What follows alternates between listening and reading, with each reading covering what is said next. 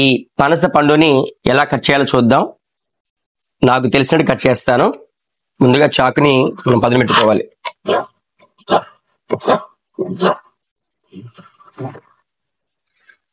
మెల్లిగా ఇలాగా ఒక పక్క నుంచి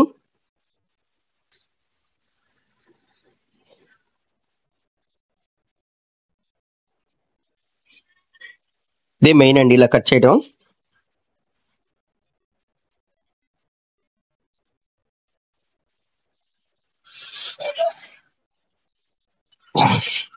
లోపల ఉండేటువంటి ఈ వైట్ కట్ చేస్తే చాలు.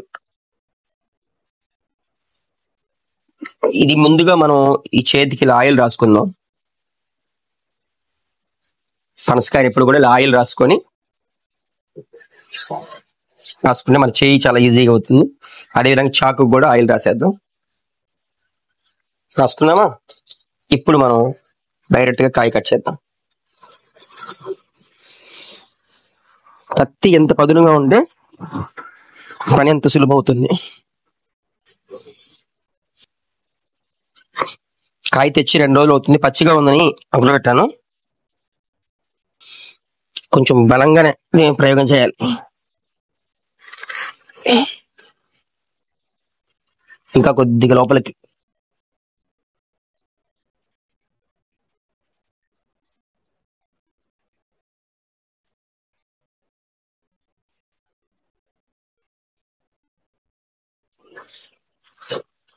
అది చూసారా? ముందు ఇలా చేసుకోవాలి. ఈ మధ్యలో ఉన్న తీసేస్తే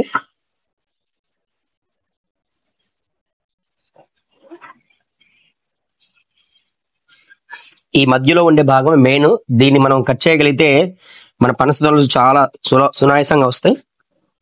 చూడండి, అయిపోయింది. 2 నిమిషాల్లో మన కాయ రెడీ అవుతుంది.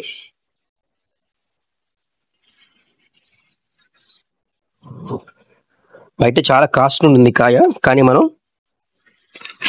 ఇంట్లో కట్ చేసుకోవడం వల్ల చాలా ఉపయోగాలు ఉన్నాయి. ఈ గింజలు కూడా మనం ఉడకబెట్టుకుని మనం తినడం వల్ల మన ఆరోగ్యానికి చాలా మంచిది.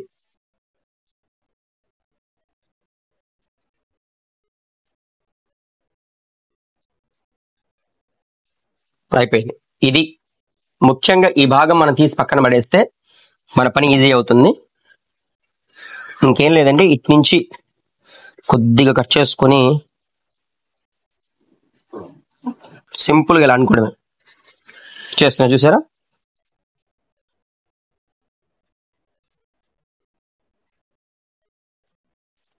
చాలా సునాయాసంగా మనం ఇలా తీసేసుకోవడమే.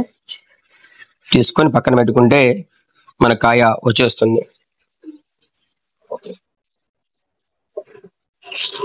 సరే, ఇంకా ఇలా రాకపోతే మీరు ఇలా కట్ చేసుకోండి. అంతే. ఇలా కొద్దిగా పైన కట్ చేస్తే మీకు అదే వచ్చేస్తుంది. చూసారా?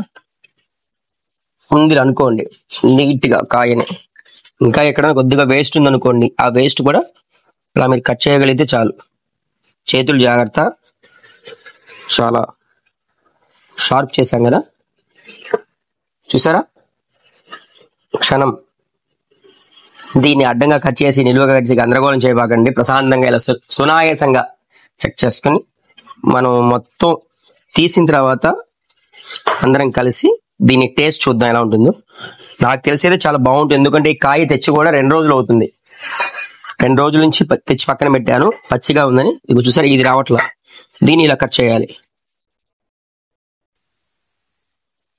చూసారా?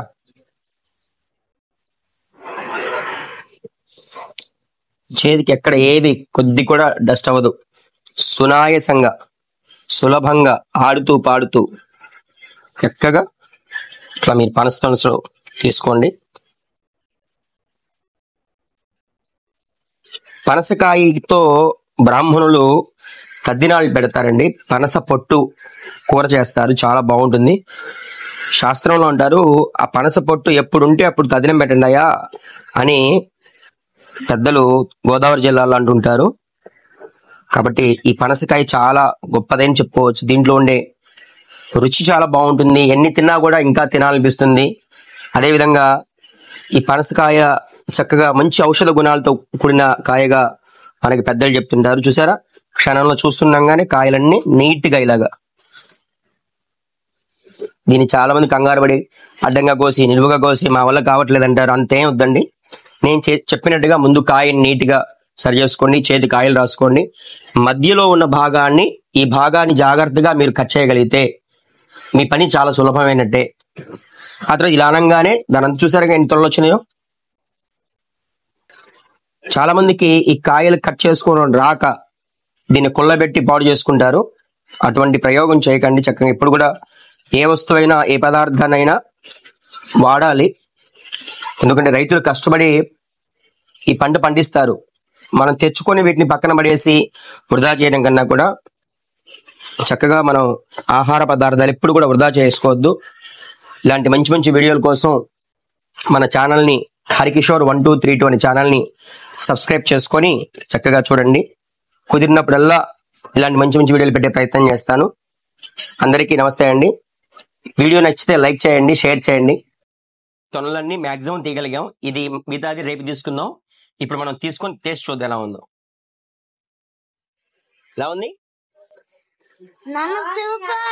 బాగుందా? లైక్ చేయండి. శుభం.